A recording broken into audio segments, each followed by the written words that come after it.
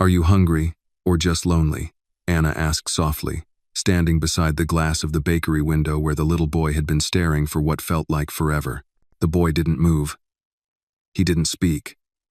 But something in the way his shoulders sagged told Anna everything she needed to know. He was both. He couldn't have been older than 4, white skin, soft blonde hair that curled slightly at the edges, pale cheeks flushed from the fall air. His small hands were pressed flat against the glass, eyes locked on the pastries behind it, cherry danishes, cinnamon rolls, golden muffins still steaming in their trays. His lips parted, and he swallowed hard. Anna, only 6 herself, tightened her grip on the brown paper bag her grandmother had given her earlier. Inside was her lunch, a turkey sandwich, an apple, and a soft oatmeal cookie wrapped in wax paper. It was all she had until supper. But this boy, he looked like he hadn't eaten all day. "My name's Anna," she said, stepping closer. "I'm 6. You don't have to talk if you don't want to." Still nothing. The boy remained silent.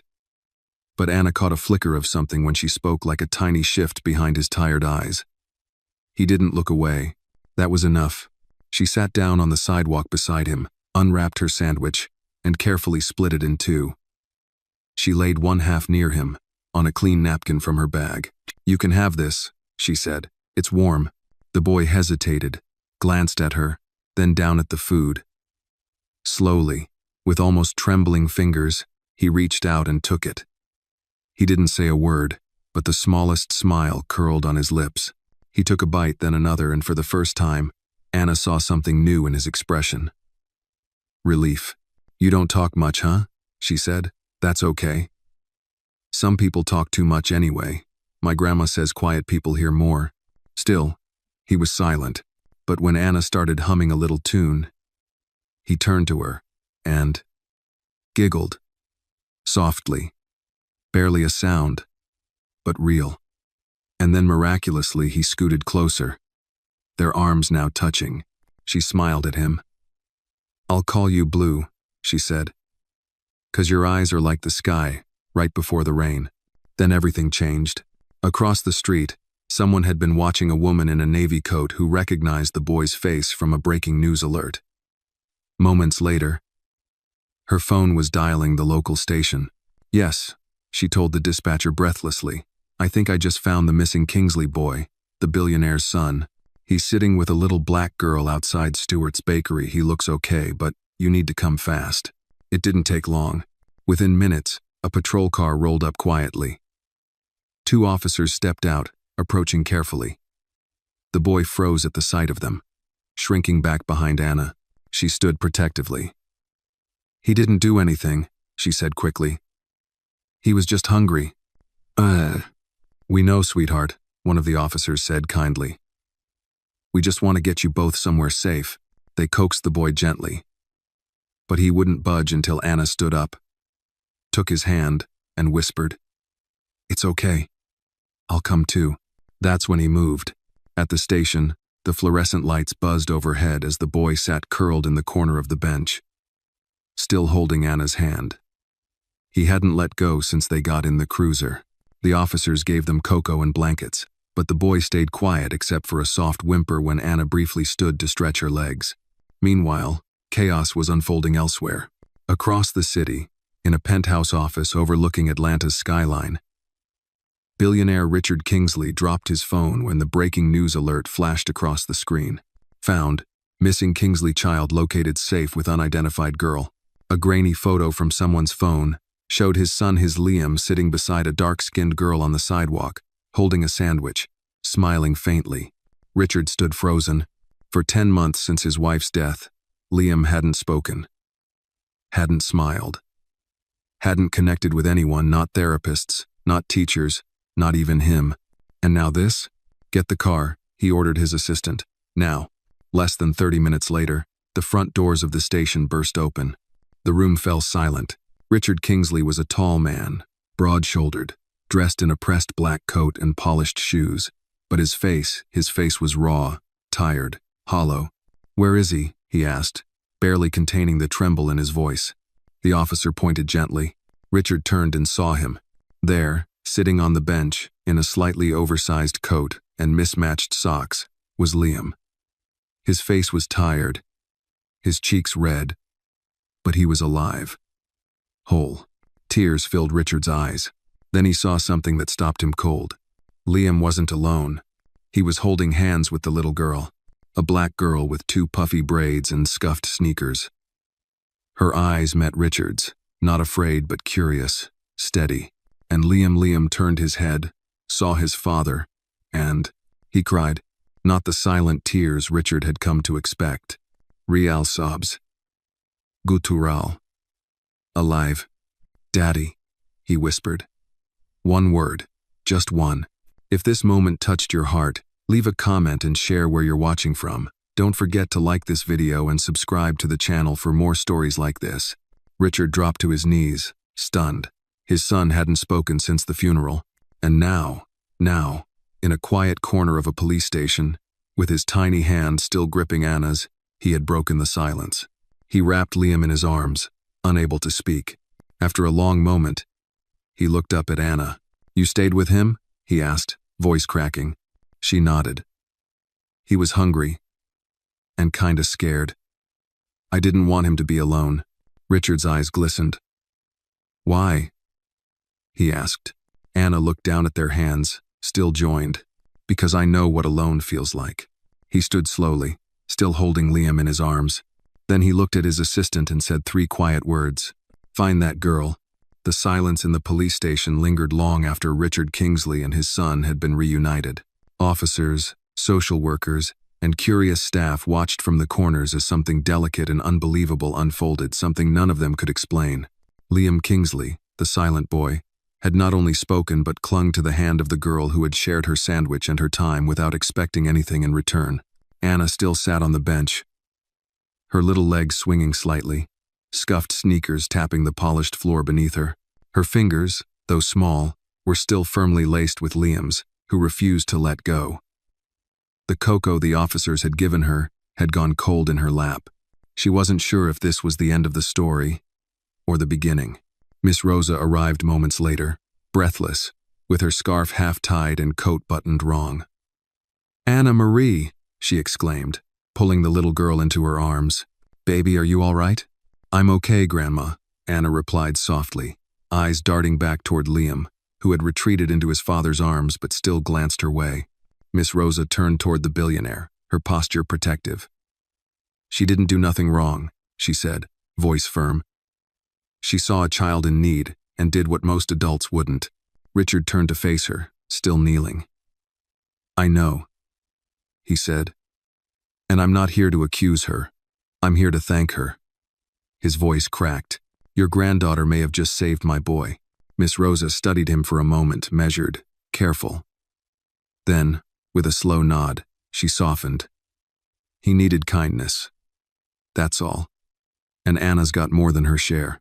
A short while later, an officer stepped forward. Sir, we'll need to file the official report. We're also contacting the Child Services Department. It's standard protocol in missing child cases.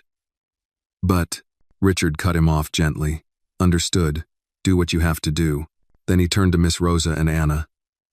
Would you, both of you, come with us? Just for a while. I'd like my son to be comfortable. And right now, he seems to only be that when she's near. Miss Rosa blinked, surprised. Go with you where? To my home. Or wherever you feel safe. We can arrange a car. Or I'll stay here as long as you need. But please, his voice lowered. Please don't take her away from him. Not yet. Miss Rosa looked at Anna. The little girl looked up, not scared, but thoughtful. He's still sad, she said simply. He doesn't say much, but I think his heart's still broken. Rosa sighed. Lord have mercy, she muttered. All right, just for a little while. Minutes later, they were stepping into a sleek black SUV with tinted windows. The officers had cleared the way, and the driver had opened the doors like they were celebrities. Richard carried Liam in his arms, the boy tucked into his chest. Anna sat beside Miss Rosa in the back seat. For a few moments, no one spoke. Then Richard turned, his voice softer than before. "Anna, would you sit up here? Just for a bit. Liam keeps looking for you." Anna glanced at her grandmother, who gave a slight nod. The driver helped her into the front passenger seat. Liam, nestled in his father's lap, reached out again. Anna gently took his hand. Richard watched the exchange in wonder. "He doesn't do that," he said. "He doesn't even let his own therapists touch him." Anna shrugged. Maybe he just needed someone little to talk to his little self. Richard smiled faintly. Maybe. They drove through the city in silence. As they moved from the gray, crumbling sidewalks of Anna's neighborhood to the glimmering avenues of high-rise buildings, Anna's eyes widened.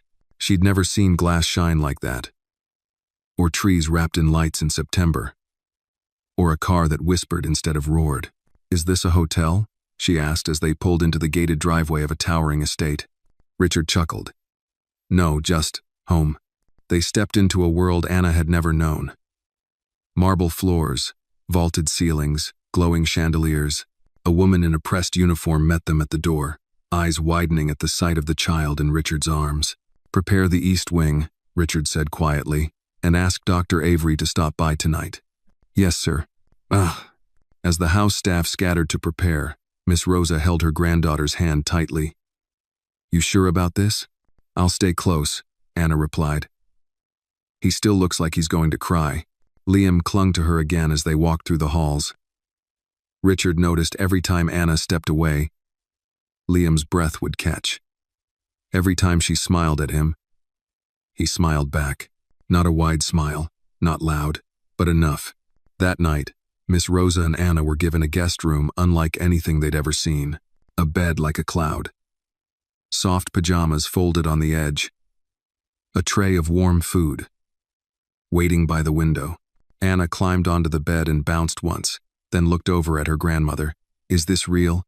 Miss Rosa sat carefully on the edge, eyes scanning the room like she didn't trust it. "Feels like something out of someone else's dream." Anna finished her dinner slowly, then crept into the hallway with her teddy bear in hand. She found Richard in the den, still holding Liam in his arms, both of them silent in the dim light of the fire. She approached slowly. "Is he okay?" she asked. Richard looked up. His eyes were red, tired, but soft. "I think he is, when you're near." Anna walked closer. Liam opened his eyes and smiled again, his third smile of the day. He reached out. Anna placed the bear in his arms. "His name's Mr. Puffy," she whispered. "He helps me sleep when I feel like crying." Richard's throat tightened. He watched as Liam clutched the bear and let out a soft, contented sigh. "I don't know who you are, Anna," Richard said, voice shaking, "but I think you're saving us." Anna didn't answer. She just sat on the carpet beside the couch, quietly humming that same little tune from earlier. And for the first time in months, the house didn't feel hollow anymore. Morning sunlight streamed through the high-arched windows, painting golden patterns on the polished wooden floors of the Kingsley estate. The house was silent, save for the occasional hum of soft jazz filtering in from a hidden speaker system. It was a house that had once known laughter, long before grief silenced it. But today, something was shifting. In the guest room, Anna stirred beneath a comforter that felt like it belonged in a fairy tale. She rubbed her eyes and sat up slowly, her braids a little messy, her teddy bear Mr. Puffy missing from her arms.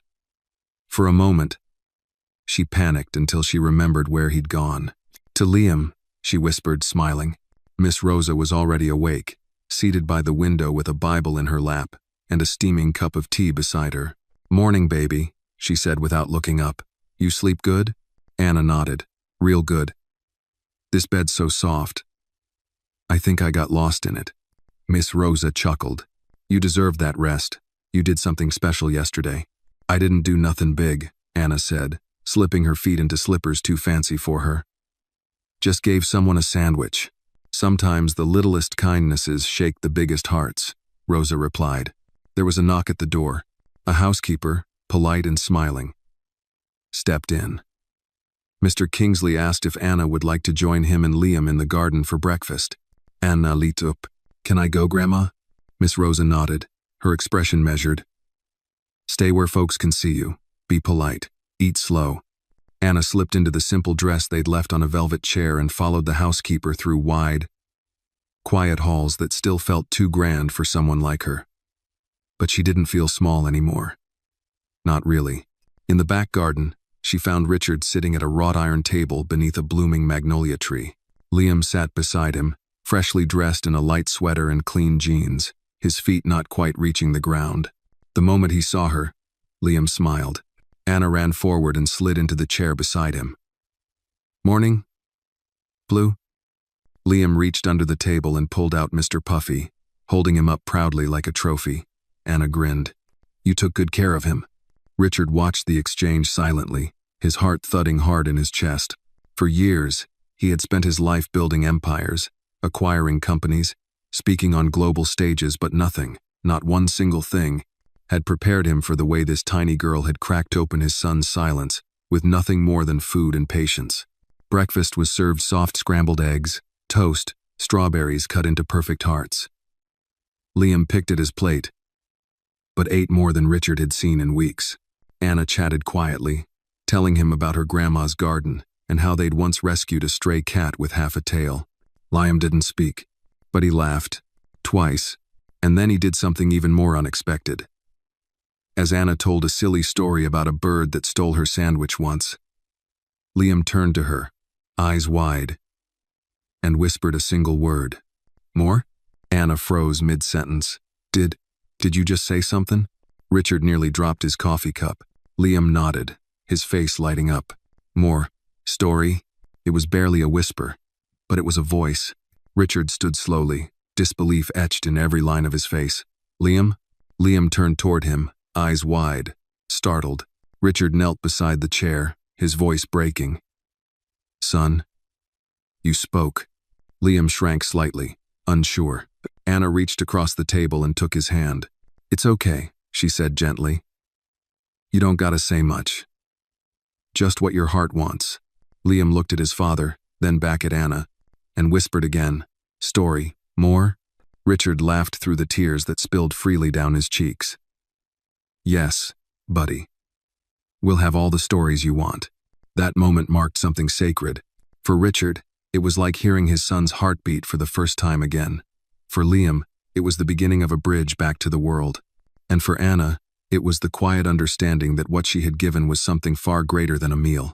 Later that morning, Miss Rosa joined them for tea under the magnolia tree. Richard stood as she approached, pulling out a chair for her like an old Southern gentleman. We owe you more than I can say, he told her. Don't owe us nothing, Rosa replied, sitting gracefully. That child of mine just saw someone hurtin' and didn't walk away. We don't expect nothing for that. I know, Richard said. And that's exactly why I want to offer you something anyway. He leaned forward, elbows on the table. I'd like to arrange tutoring for Anna, private lessons, music, art, whatever she wants, and your home wherever you're living, it's covered, for as long as you need. Miss Rosa raised an eyebrow. So you want to play savior now? No, Richard said quickly. I just want to say thank you in the only way I know how. You and your granddaughter brought my son back to me. Rosa glanced at Anna, who was braiding a daisy chain for Liam. Let's not rush, she said slowly. But we'll listen. You come to our house next. See how we live. You want to thank us? Start there with your eyes open. And your heart open too. Richard nodded. Deal. That night, as the sun dipped low and the garden lights flickered on, Anna sat with Liam on a blanket beneath the stars. They didn't say much. They didn't need to. Mr. Puffy lay between them like a silent guardian. Anna pointed at a star and whispered, That one's for your mama. I think she can see you now. Liam leaned his head on her shoulder, and for the first time since his mother died, he slept without trembling. The next morning arrived quietly, draped in the soft haze of dawn. Sunlight filtered gently through the gauzy curtains of the east wing, casting long golden beams over the tiled floor. In the guest bedroom, Anna woke before Miss Rosa for the first time since they'd arrived. She sat up slowly, blinking away the sleep, and tiptoed across the room toward the balcony. Outside, the world looked like it belonged in a painting, roses blooming along the wrought iron railings, A pair of doves nestled on the rooftop across the courtyard. And somewhere in the distance, the soft hum of a fountain. Down in the garden, she spotted a small-shaped Liam, sitting cross-legged on a blanket with Mr. Puffy in his lap, looking up at the sky. Anna smiled. She dressed quickly and slipped downstairs barefoot, her feet pattering softly on the marble. No one stopped her. The staff had learned not to question Anna's movements, not when Mr. Kingsley had made it clear, wherever she goes, let her. She stepped into the garden, dew still clinging to the grass. Liam looked up as she approached. He smiled. "Morning, Blue," she said. He held up the teddy bear like an offering. "He watched the stars with me." Anna sat beside him. Betty had lots to say. Liam nodded solemnly. He said, "Mama likes the stars." Anna glanced at him, startled. Not just one word, full sentences. Soft, quiet, halting but words. "You dream of her?" Anna asked. Liam nodded again. She was, singing. The two children sat in silence for a long while, the kind that doesn't need filling. Around them, birds chirped softly. The sun climbed higher. Eventually, Richard Kingsley stepped out into the garden, dressed not in a suit but in jeans and a sweater. He looked like a man trying to remember how to be a father again. Anna waved. "We were watching stars." "Together?" he asked. "Mm-hmm." He turned to his son. "Liam, can I sit with you?" Liam looked uncertain, then nodded. Richard lowered himself to the blanket, awkwardly but gently, careful not to disrupt the sacred quiet. "Thank you," he said. He looked at Anna. "Both of you." Anna scratched her knee. "Sometimes all someone needs is to be not alone."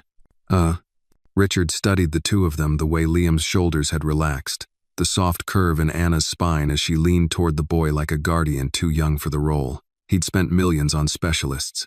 Therapists had come and gone. Yet it was a girl from the other side of the city, with a warm heart and half a sandwich, who'd cracked the walls around his son. "I want to do something," Richard said slowly, "for both of you, and your grandmother too." Anna tilted her heel. "Like, what?" "Come with me," he said. Later that morning, Anna, Miss Rosa, and Liam rode with Richard across town in a different vehicle, a simple black sedan, not a showy limousine. Anna watched as buildings grew smaller, dirtier, more crowded. The air shifted, hotter and heavier.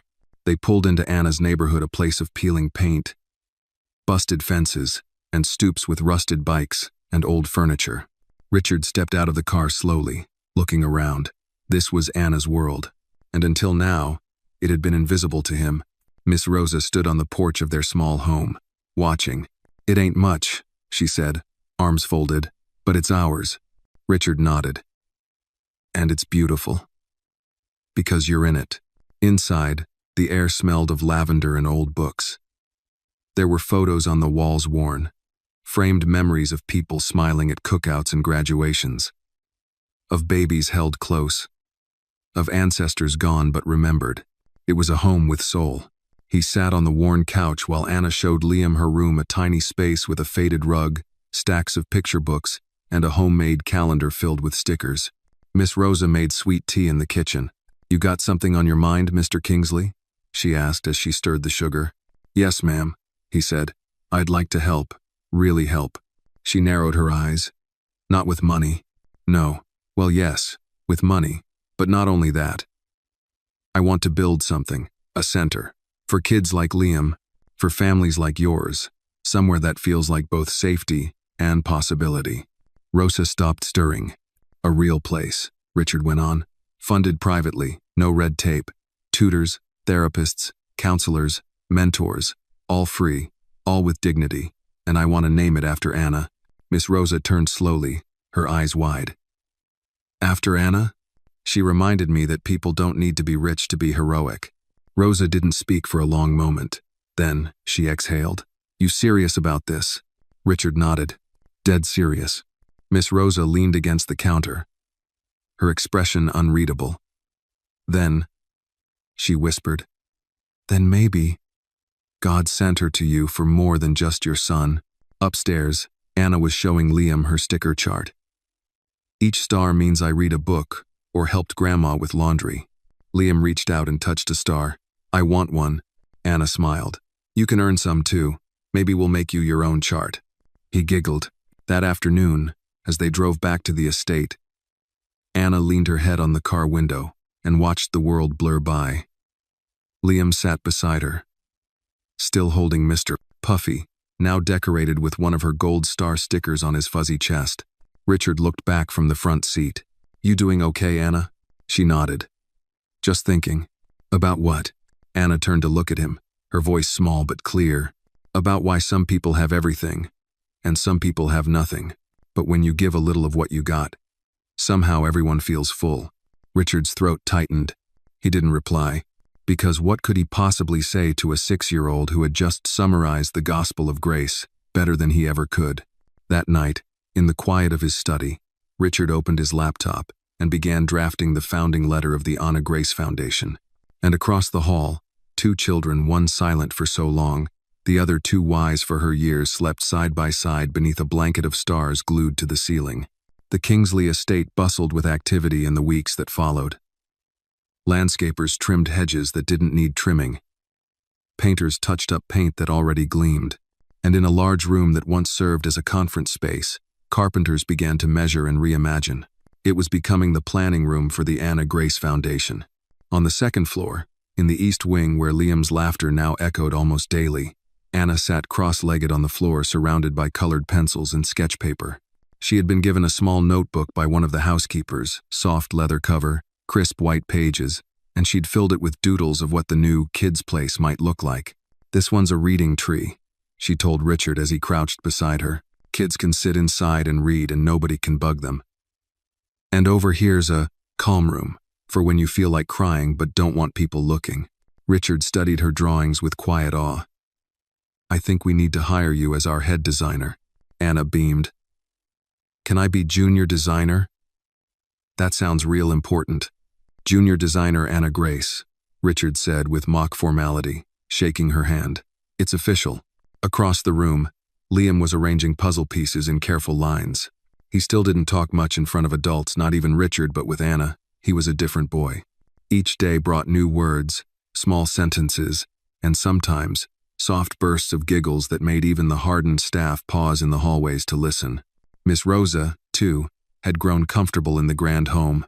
She still slept with her purse beside her bed, out of habit.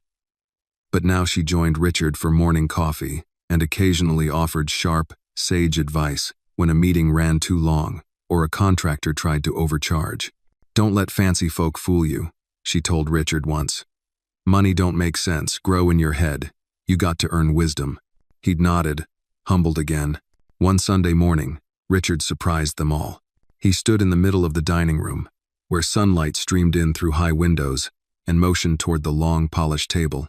I want to invite you to dinner, a real one, tonight, not takeout on trays or rushed meals at the counter. Anna's eyes lit up. Like, with candles and napkins? With candles, he confirmed, smiling.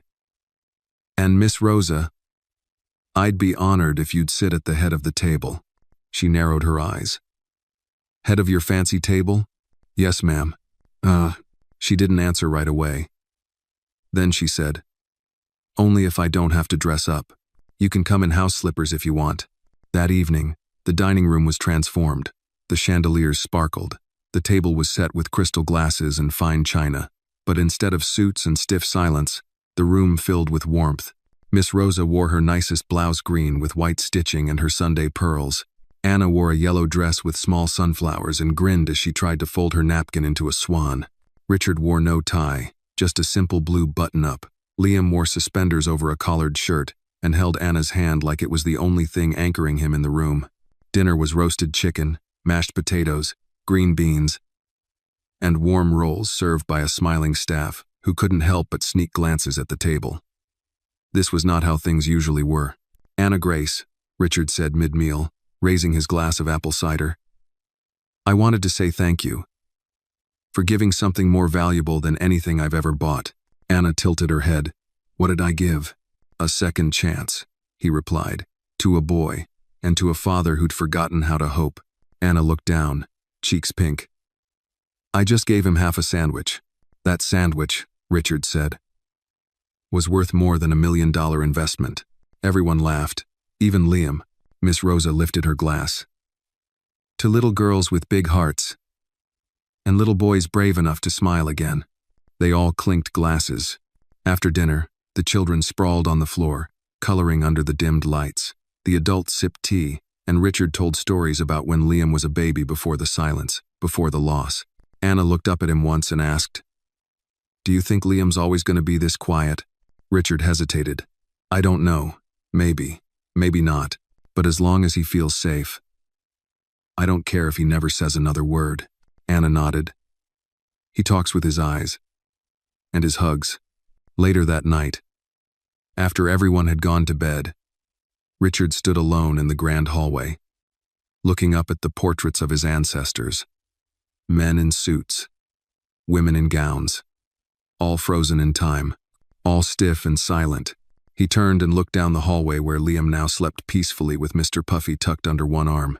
In the room across from him, Anna dreamed beneath a ceiling of glow in the dark stars she had asked to keep. And down the hall, Rosa's laughter echoed faintly from her phone call with an old church friend. The house was alive again, not with noise, but with meaning. Richard walked into the study and sat at his desk. He opened a notebook and wrote, "Legacy isn't measured in dollars.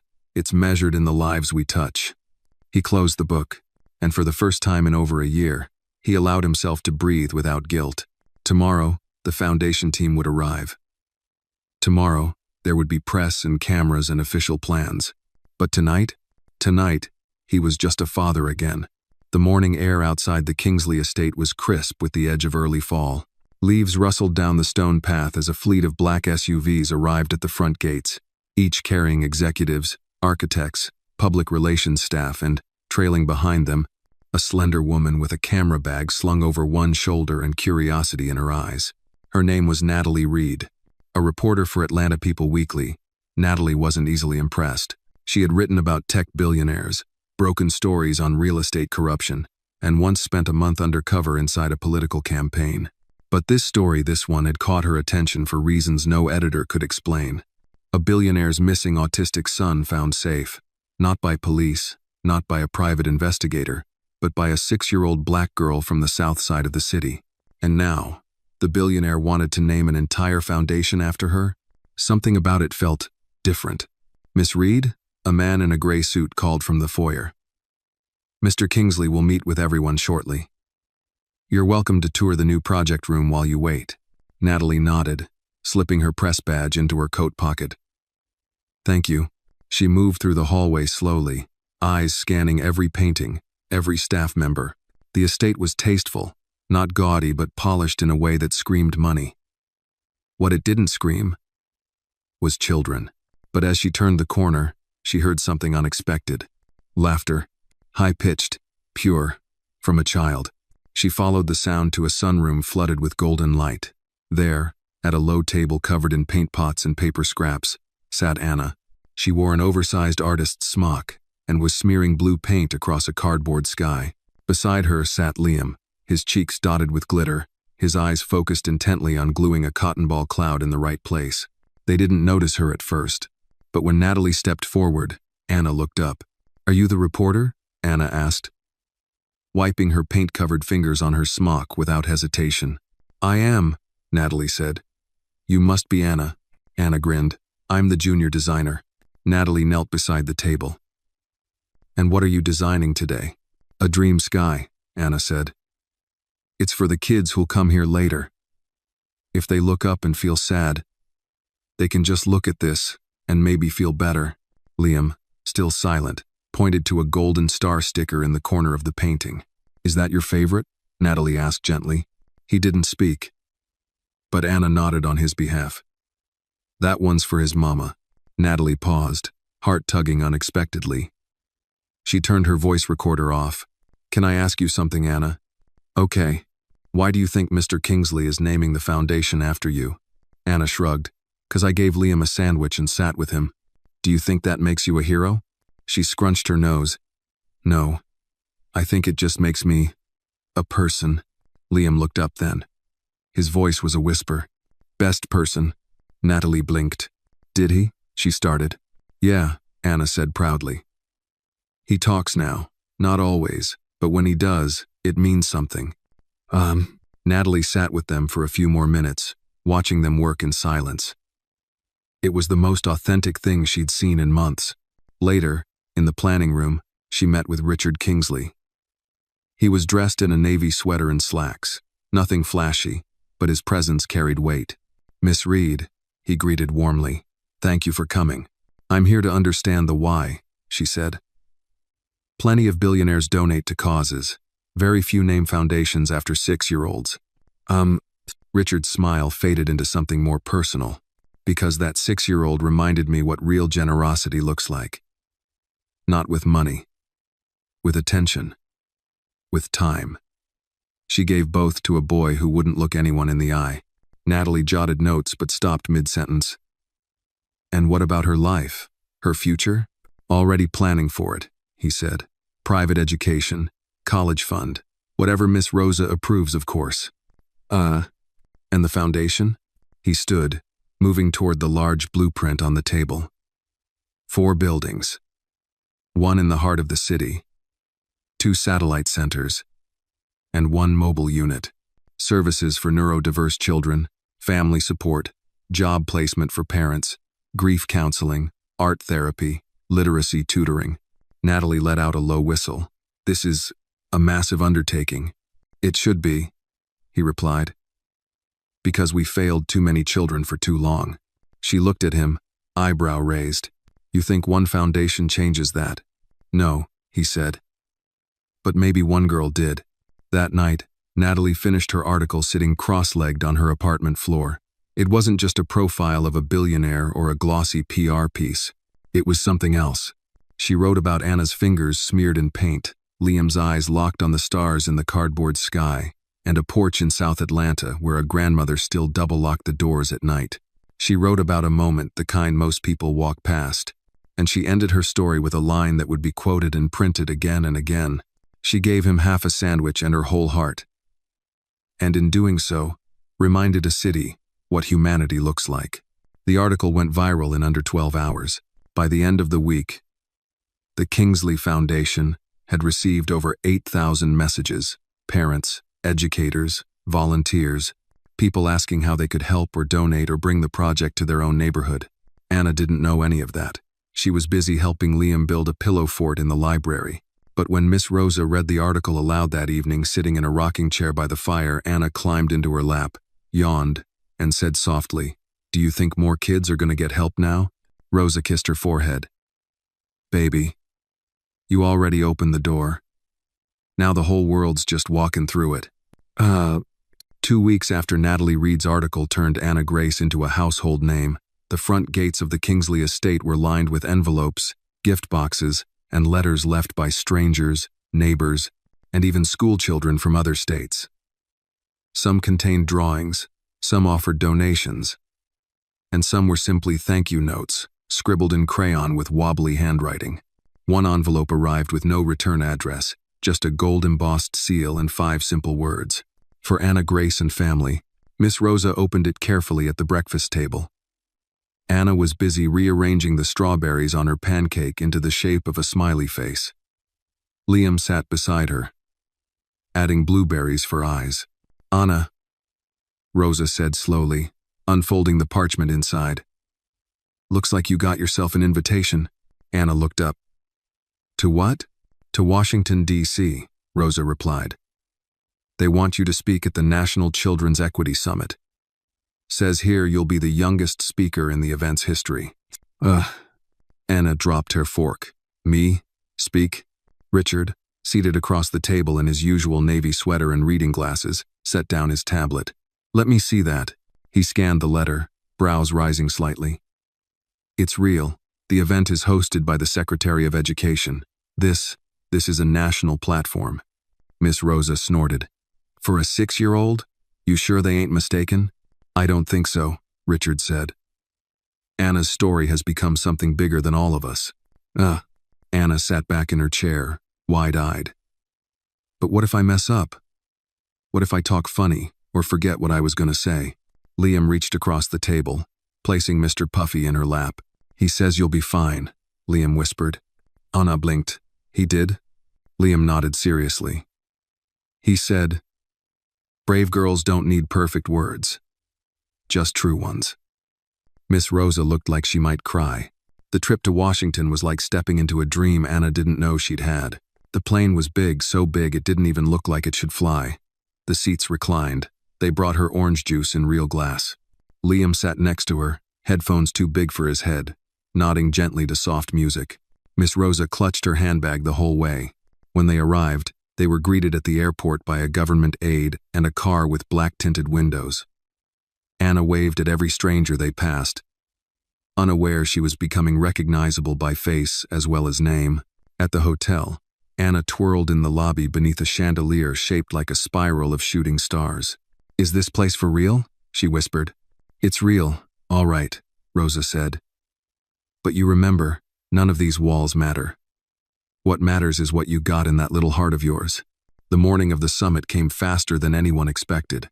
Anna stood backstage in a navy blue dress, with sunflower buttons down the front. Her curls had been brushed and tied with a yellow ribbon. She held a stack of index cards, most of which were just reminders to breathe. Richard stood behind her, his hand resting gently on her shoulder. He'd flown in late the night before, promising to be there, no matter what. Liam was already seated in the front row, Mr. Puffy in his lap. "You know," Richard said softly, "I've spoken in rooms bigger than this. Full of people richer, louder, smarter. And I've never been as nervous as I am right now." Anna looked up at him. "You're nervous for me?" "I'm nervous of you," he said with a wink. "You've got more power in your pinky than I've ever had." Anna giggled nervously. Then the curtain opened. The moderator called her name, and she stepped out onto the stage. Hundreds of eyes turned toward the tiny figure walking across the platform. Camera flashes lit up the room. Microphones hummed. Anna reached the podium, climbed the step stool they'd placed for her, and took a deep breath.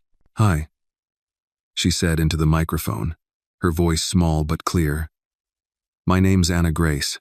Silence. She glanced toward the front row. Liam gave her 2 thumbs up. Rosa folded her hands and bowed her head. Richard smiled proudly. "I met a boy named Liam when he was sitting by himself," she began. "He looked real hungry. So I gave him half my sandwich." A few chuckles of tenderness in the crowd. He didn't talk. He didn't smile. But he sat with me. And I sat with him. For a long time. "Die." She took another breath. "I didn't know he was the son of a billionaire. I didn't know the news was looking for him. I just knew he looked sad. And lonely. And I've been lonely before. I know how that feels."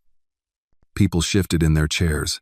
"Sometimes," Anna said, "people think you gotta be big to help somebody. Or rich. Or famous. But I'm just 6. I live with my grandma. We don't got a lot. But I had a sandwich. And I had time. And I gave both."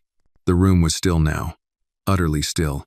Now Mr. Kingsley is helping build a place for kids like Liam. And other kids too. A place where nobody feels left out. She looked around the hall with wide, earnest eyes. "And I think we need more places like that." A beat of silence. Then, applause, soft at first, but growing louder, fuller. People stood. Some wiped tears. Anna stepped down from the podium, heart thudding in her chest. Backstage, Richard caught her in his arms, lifting her into a hug. "You did it," he whispered.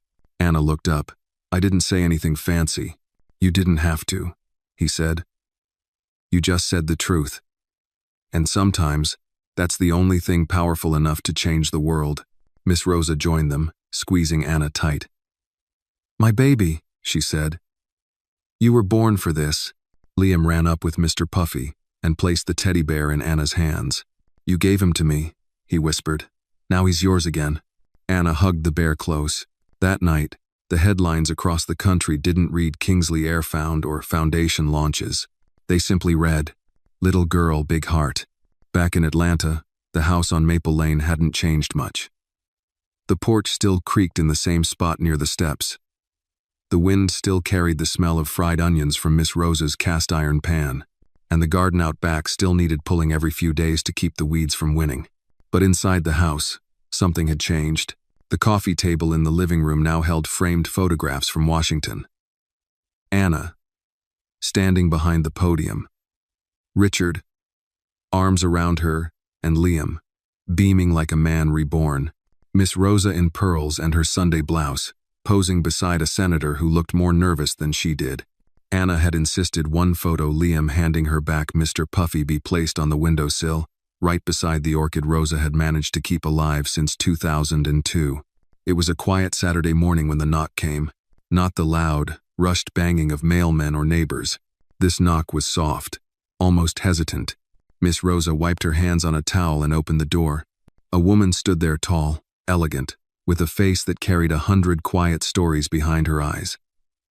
She looked about Rosa's age, dressed in a simple beige coat, hands clasped in front of her. A large man stood behind her, holding a camera bag. "Can I help you?" Rosa asked, eyeing them carefully. "Are you Miss Rosa?" the woman asked gently. "I am." The woman smiled faintly. "My name is Judge Carolyn Monroe. I've been following your granddaughter's story. I'd like a word, if I may." Rosa didn't blink. "You with child services?" "No, ma'am, nothing like that." She held up a laminated badge. "I'm a state appeals judge. I work mostly with family reunification cases, and I've just returned from overseeing a delegation on juvenile justice. But today, I'm here because I believe your family may be at the center of something much bigger than a news story." Rosa crossed her arms. "And what exactly do you want with a 6-year-old girl who gave away a sandwich?" Judge Monroe looked down, then back up. "Not her. Well, yes, her. But also you. You've raised someone extraordinary. I believe the system has something to learn from you." Behind her, the man with the camera gave a polite nod. "I'm with the Department of Human Services, Media Division. We're working on a documentary about caregivers who impact early childhood development. The kind the system usually overlooks." "Overlooks?" Rosa echoed. "You mean the grandmas, aunties, and neighbors doing all the heavy lifting while folks look the other way?" The judge gave a tired smile. "Exactly that." Rosa opened the door a little wider. "Come on in. But I'm not cleaning no house for you. What you see is what you get." Anna sat cross-legged on the floor, helping Liam sort through beads for a friendship bracelet project. When Miss Rosa called her into the living room, she came bouncing in with bright energy and stopped cold when she saw the camera. "You famous now," Rosa teased. "Might as well get used to it."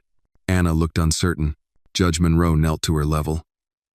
"Hi, Anna. I've heard a lot about you." Anna tilted her head. "Are you the police?" "No, sweetheart. I'm just a friend who wants to hear your story, only if you feel like telling it." Anna looked over at Rosa. Her grandmother gave a soft nod. "You don't have to say a word if you don't want to. But sometimes telling your story helps others find theirs." Anna thought a moment, then climbed up onto the couch, legs swinging. "Okay. But I want Liam in here too. He's part of it." Judge Monroe smiled. "That's fair." The interview was simple, conversational. The camera mostly stayed off, capturing room sounds, Anna's gentle voice, Rosa's occasional interjections. "I didn't even know who Liam was," Anna said. "I just saw him looking real hungry and real lost. I thought, maybe he just needs someone to sit with him. And why do you think that mattered?" the judge asked. Anna shrugged. "'Cause I think when you feel invisible, and someone sees you, that's the whole thing. That's what helps." Liam, sitting beside her, reached for her hand. "And what about you, Liam?" the judge asked carefully. "Do you know why Anna's special?" Liam hesitated, then whispered, "She stayed." The judge blinked. "So many people left," he said softly, "but Anna stayed." Rosa swallowed hard. Her fingers curled over the hem of her apron.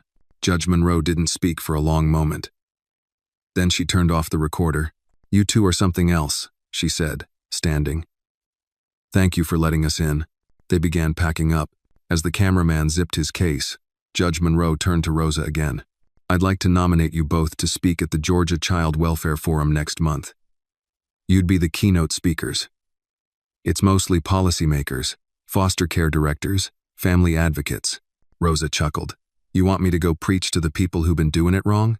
I want you to show them how it can be done right.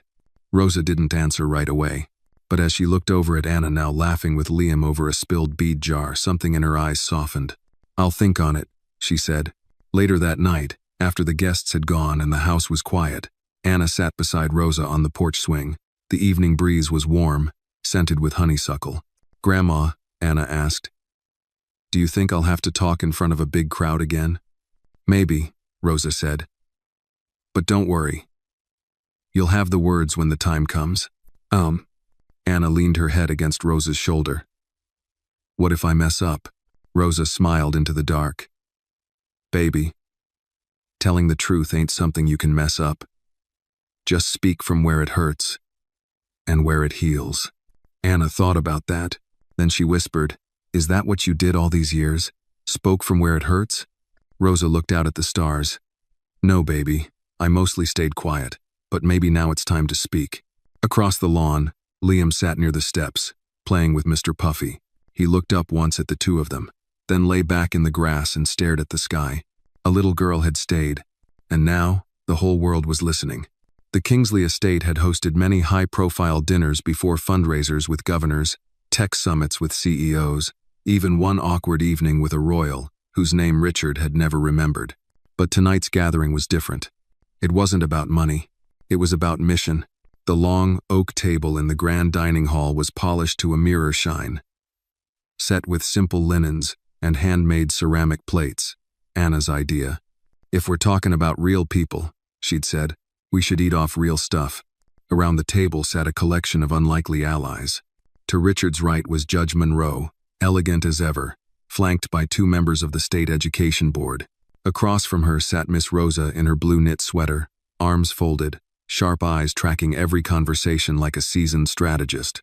And at the far end, in a booster seat pulled up on two stacked cushions, sat Anna Grace, junior designer, national speaker, and, tonight, official co-host. She stabbed a green bean with her fork and said to the room, y'all can start talking now. The table erupted in warm laughter. Then came the real work. This foundation has momentum, Judge Monroe said. The public trusts it. But if we want lasting change, we need systemic integration, cooperation with schools, juvenile courts, child services. One of the board members nodded. We've been waiting for a pilot program like this. But we need a proof of concept. An operating site by year's end. Richard leaned forward. We're already ahead of you. Construction on the city campus is 6 weeks in. Liam's therapists are designing the sensory garden. Rosa is consulting on the family kitchen layout. Anna's in charge of the reading nooks. Miss Rosa added, and the paint colors. Don't forget that now. The other board member raised an eyebrow. Are you really taking design advice from a child? Anna looked up from her mashed potatoes. Kids know what kids like. Grown-ups forget. Silence. Then the man cleared his throat. Fair point.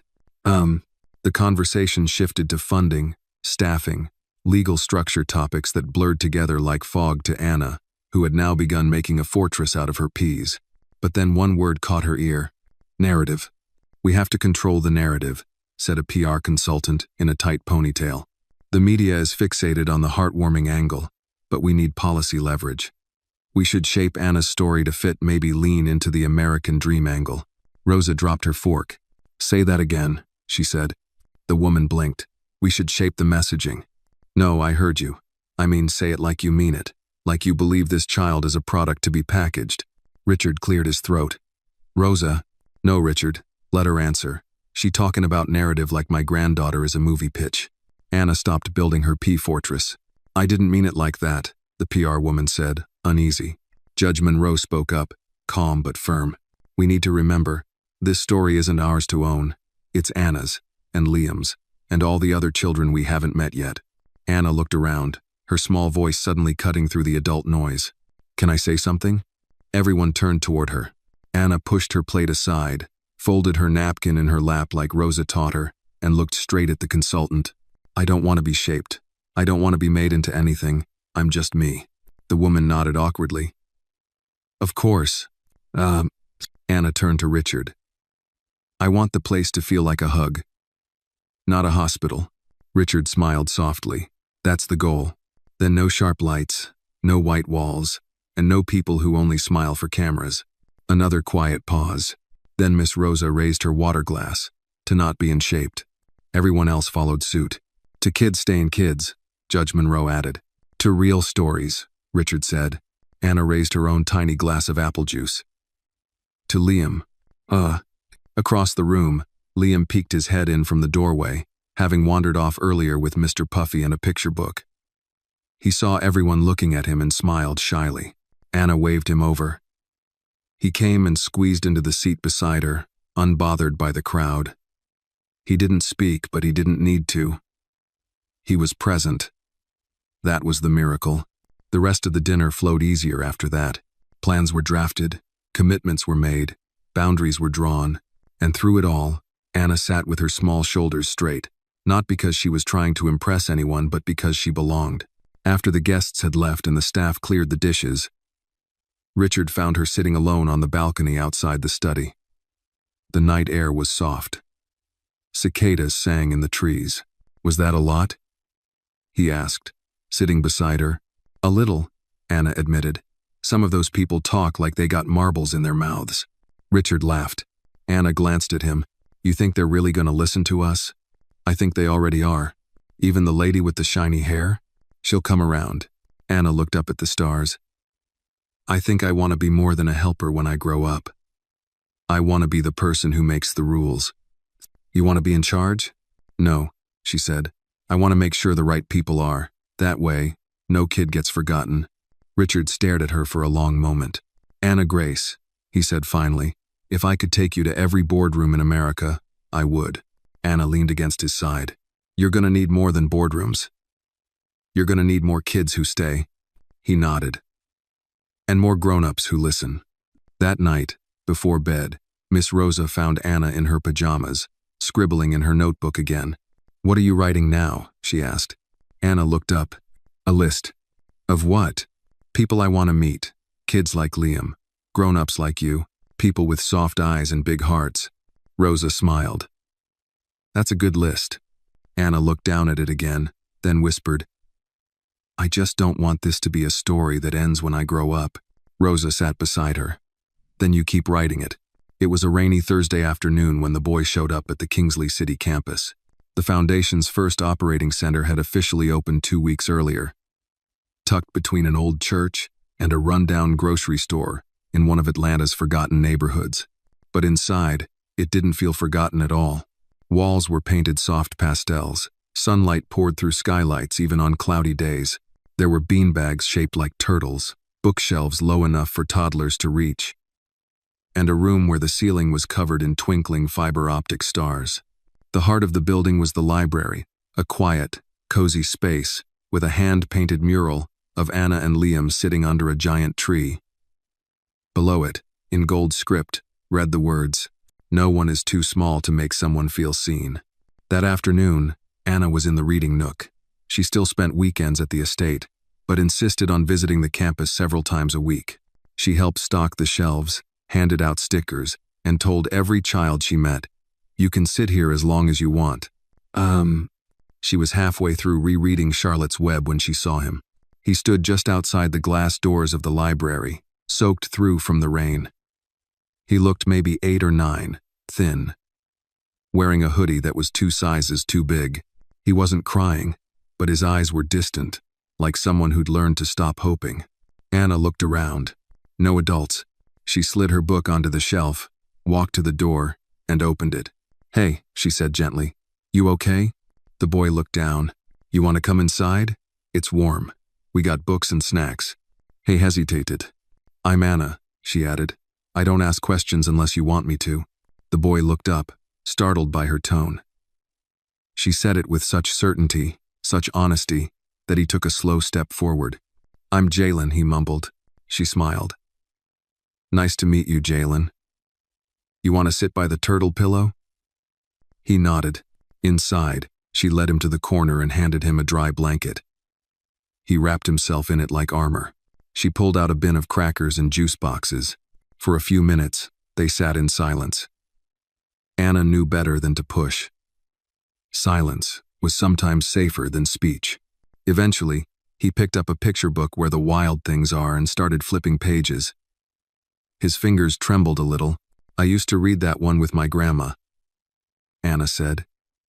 She made up voices for the monsters. Jalen didn't answer. But he didn't look away either. Outside the room, staff noticed him through the window. A supervisor approached with concern, but Anna met them at the door. "He's safe," she whispered. "Just tired. Let him be for a minute." The staff member nodded, trusting her. Everyone trusted her. Half an hour later, Miss Rosa arrived. She had brought Liam for his afternoon speech session. He spotted Anna from across the hall and ran to her. Arms wide, Anna stood just in time to catch him. "Hey buddy, look who's here." Jalen stiffened at the sight of Liam, instinctively pulling his hoodie tighter. But Liam simply smiled and offered him a juice box. "He's quiet too," Anna said softly. "But he's the bravest person I know." Jalen stared at Liam for a long moment. Then, wordlessly, took the juice. Later that day, as Richard reviewed building schematics in his office upstairs, Anna came in with a clipboard. "I think Jalen's gonna need a blanket and dry socks in every classroom," she said, "just in case he ever feels cold again." Richard looked up from his papers. "Who's Jalen?" "A new friend," she said. "But we don't have to call him that if he doesn't want us to." Richard smiled. "Then I'll write him down as guest one." Anna grinned. The next day, Jalen came back, still silent, still distant, but he sat in the same corner, chose a different book, didn't flinch when Liam waved hello. By the third day, he whispered, "Thank you," when Anna handed him a grilled cheese sandwich from the kitchen. By the end of the week, he let one of the counselors teach him how to use the art wall. By the end of the month, he was enrolled in the Foundation's daytime enrichment program, under a special exception Richard approved without hesitation. And one afternoon, when Anna handed him a sketchbook and asked if he liked to draw, he looked at her and said something that made her heart thump. "You're the first person who never asked me why I don't talk." She nodded. "'Cause I already know." He raised an eyebrow. "You're just waiting to see if it's safe." He didn't say anything else that day, but he showed her the next morning a drawing of the reading nook, with the turtle beanbag, and Anna, and Liam, and a window where the rain had stopped falling. At dinner that night, Rosa made cornbread, and they all sat at the small table in the back room of the campus. It was their unofficial home base, when Anna didn't feel like going back to the estate. "You see that boy?" Rosa asked, pointing her fork. "Jalen," Anna replied. "He's got a storm in his bones." "I know." "Maxed. You think you can help him?" Anna didn't hesitate. "Not alone. But I can stay with him until the storm passes." Rosa looked at her granddaughter with a strange mix of pride and sorrow. "You keep staying with all these storm-tossed kids," she said. "You gonna end up carrying the weather inside you?" Anna thought about that, then said, "Maybe. But maybe that means I'll always know when to bring an umbrella." Rosa blinked and said nothing more. Outside, the rain had stopped, but inside that library, a boy with broken eyes was slowly learning how to rebuild the sky. The first sign that something was wrong came on a Tuesday morning, tucked between banana pancakes and Anna's search for her left sneaker. Miss Rosa was quiet. Not the usual kind of quiet, the thoughtful, head-shaking kind she did while sipping coffee and listening to gospel radio. No. This was different. She stared at the newspaper without flipping the page. She stirred her cup twice and never took a sip. And when Anna finally found her sneaker under Mr. Puffy and asked, "We going to the center today?" Rosa didn't answer. Anna stopped mid-lace. "Grandma?" Rosa blinked, like someone waking up. "I'm sorry, baby. What'd you say?" Anna climbed into her lap, even though she was getting a little big for it now. "What's wrong?" Rosa sighed and handed her the paper. The front page wasn't about them. Not directly. But it might as well have been. Backlash grows against Kingsley Foundation funding. Critics question use of private wealth in public projects. Beneath the headline was a photo of Richard, standing outside city campus, flanked by smiling children including Anna and Liam. Anna frowned. "Why are they mad at Mr. Richard?" Rosa didn't answer right away. She traced the edges of the article with her finger. "Sometimes," she said, "when people see something good happening too fast, they get scared." But why? We're helping people. Because baby, good doesn't always look the same to everybody. And when a rich white man puts his name on a building in a poor black neighborhood, folks ask questions. Anna stared at the photo. They think he's trying to own it? Maybe. Or maybe they just don't trust anyone to be good without getting something back. That afternoon, Richard called. His voice was tight. We've got protesters at the West Campus site. Signs, news vans, the works. No. Rosa sighed. Anyone from our side showing up? Judge Monroe's trying to calm things down. The mayor's office sent a statement, but it's vague. I'll be there in an hour. Anna, listening from the hallway, tugged on her boots. I'm coming too. The protest wasn't huge, but it was loud. Dozens of people gathered outside the construction fence, holding signs that read, "No more billionaire saviors. This ain't your story to tell. Build trust, not buildings." Richard stood behind the barrier, calm but weary. Judge Monroe was beside him, lips pressed into a tight line. As Rosa approached, one of the protesters turned to her. "Ain't this the girl's grandma?" a woman asked, stepping forward. Rosa stopped. "That's right. You trust this man with her future?" Rosa looked at Richard, then back at the woman. "I trust people who show up and stay." "He's done both." A man nearby scoffed. "Yeah, well, easy to stay when you got security and staff. Let's see how long he lasts when things get hard." Anna, standing beside Rosa, raised her voice. "He already stayed when it was hard." Heads turned. He didn't leave when Liam was missing. He didn't leave when folks didn't believe in the campus. He didn't leave when I said I wanted to help. So why would he leave now? The crowd quieted slightly. A reporter edged forward, camera rolling. "Anna, do you believe Mr. Kingsley's work is truly about justice?" Anna nodded. "I believe he wants to fix what other people broke, even if he didn't break it himself." "And do you think that's enough?" She thought for a moment. "No, but it's a start." The silence was thicker now, not angry, just listening. That evening, as the sun dipped low, Richard, Rosa, Judge Monroe, and Anna sat inside the unfinished campus building. Exposed beams cast long shadows on the floor. Liam sat nearby, quietly playing with blocks. "I didn't expect this kind of pushback," Richard admitted. "You should have," Rosa said bluntly. "You walked into someone else's backyard, building castles. I was trying to build homes. Same thing to some folks." Judge Monroe crossed her legs. "You can't just build for a community. You have to build with them." "I thought I was," Richard said, genuinely baffled. Rosa looked at him. "You brought money. You brought heart. But you didn't bring them into the planning room. You didn't ask what they needed." Anna piped up. "Maybe we can fix that." They all looked at her. "Let's have a meeting," she said. "Like a big one. Invite everybody, the people with signs, the people who are scared. We'll let them tell us what they want." Richard rubbed his chin. "You want a town hall?" Anna shrugged. "I want a circle, where nobody's louder than anybody else." Rosa smiled. "Now that's a start." A week later, flyers went up all over the neighborhood. Community listening night hosted by the Kingsley Foundation and Anna Grace. People came curious, cautious, but willing. They met in the gymnasium of the local elementary school. No cameras, no podiums. Just folding chairs in a wide circle. Anna opened the meeting with the only speech she'd prepared. "We're here to listen, not to explain, not to fix, just to hear." One by one, people spoke. A mother worried the center would push out her daycare. A teacher asked for better reading resources, not just therapy rooms. A teenager said he'd never been allowed inside a place with soft chairs that didn't treat him like a threat. Richard took notes. So did Rosa.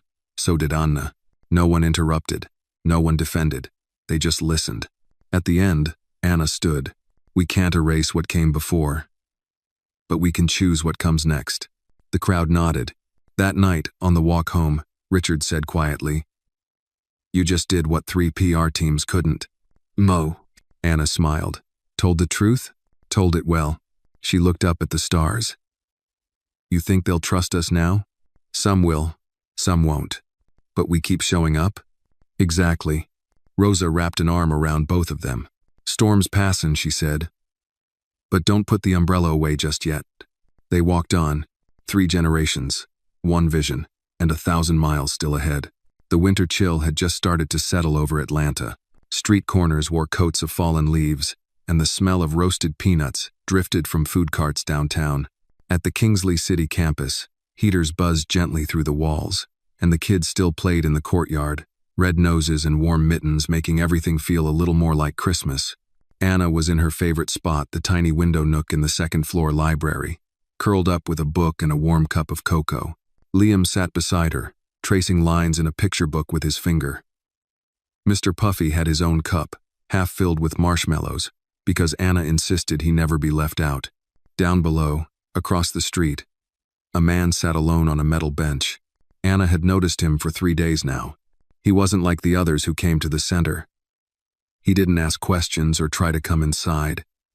He just watched. Watched the building. Watched the children. Sometimes, he'd write something in a small notebook. Other times, he'd just stare. He wore a dark coat, worn at the collar. His shoes were polished, but scuffed at the toes. And he always sat with his hands folded, like he was waiting for something or someone to give him permission to move. "Do you see him?" Anna asked Liam, pointing through the glass. Liam looked, nodded. Anna took another sip of cocoa. "I think he's lost."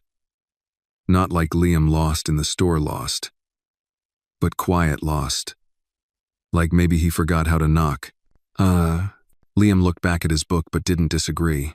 Anna slipped from the nook, grabbed her scarf, and tiptoed downstairs. Miss Rosa saw her halfway out the front doors. "Where you think you going, little lady?" "Just to the bench," Anna replied, already halfway down the steps. Rosa followed with her coat and hat. "Well, then we both goin'. Cold don't care how kind you are." They walked across the street together, the wind tugging at Anna's scarf. As they neared the bench, the man didn't move, just looked up slowly, eyes gray, tired, but sharp. "Afternoon," Rosa said politely. He nodded once. "Ma'am." Anna climbed up beside him without asking.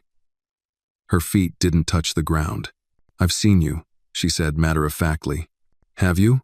3 days, same coat, same bench, same eyes. He cracked the faintest smile. "You're observant.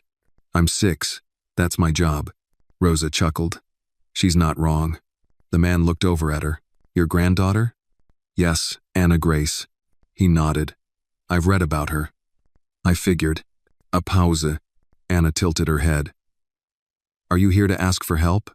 The man blinked. "What makes you say that?" "'Cause that's what people do when they watch from far away but don't come in. They want help, but think maybe they don't deserve it." His throat moved as he swallowed. "You're not wrong," he said softly. "I don't know if I do deserve it." Anna considered him for a moment. "What's your name?" "Benjamin. Benjamin Reeves." Miss Rosa's eyes widened slightly, but she said nothing. Anna pointed to the building. "That's the Kingsley Foundation City campus. It's got food, books, warm rooms, quiet chairs. You don't gotta say anything. Just come sit, if you don't want to be alone." Benjamin looked at her for a long time. Then, quietly, he said, "I used to run a school." Anna blinked. "You were a principal?" "No." He chuckled, shaking his head. "I ran a community school, out of my own house, taught reading, math, life skills, for kids who'd been expelled, or dropped out, or never even enrolled." Anna's eyes widened. "That sounds amazing." "It was, until the city shut me down. No permits, no funding. They said I wasn't qualified. I lost my home trying to fight them." Miss Rosa's lips tightened. "Now," Benjamin continued, "I walk past this place every day and see everything I dreamed of but built by someone else. By a billionaire, no less." Anna leaned forward. "You mad about that?" He paused. "I was. Maybe I still am. But then I saw you, a little girl running the floor like she owns it. And I started wondering if maybe it doesn't matter who built the walls if the right voices are inside them." Rosa finally spoke. "That depends on whether you're willing to knock." He looked down at his hands. Anna slid off the bench and took his hand.